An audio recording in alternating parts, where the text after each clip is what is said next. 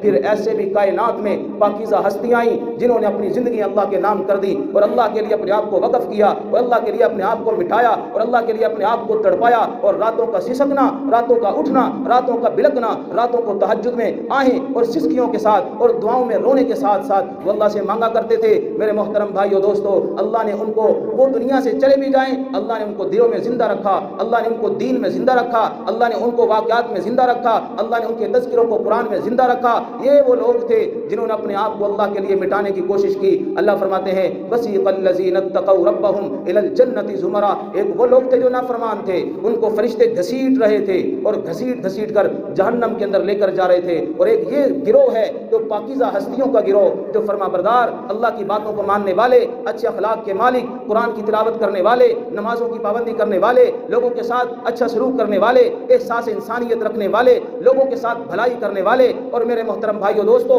بھلا سوچنے والے، ان کے بارے میں اللہ فرماتے ہیں وَسِيقَ الَّذِينَ اتَّقَوْا رَبَّهُمْ إِلَى الْجَنَّةِ زُمَرًا، ہاں یہ بھی تو ہوں گے نا قیامت والے دن جب اللہ کے فرشتے ان کا استقبال کر رہے ہوں گے، اور سلام علیکم بما صبرتم فنعم عقبی الدار، ہاں جاؤ جنت میں چلے جاؤ۔ جیسے ہی جنت میں داخل ہوگا فرشتے کہیں گے سلام علیکم، تم پر ہمارا بھی سلام ہو۔ اور پھر جب یہ جنت میں چلے جائیں گے اللہ فرمائیں گے سلام قولا من رب الرحیم، اللہ کی طرف سے بھی تم پر سلام ہو۔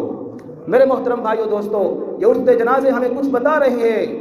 یہ موتیں ہمیں کچھ بتا رہی ہیں، یہ کچھ ہماری طرف اشارے ہیں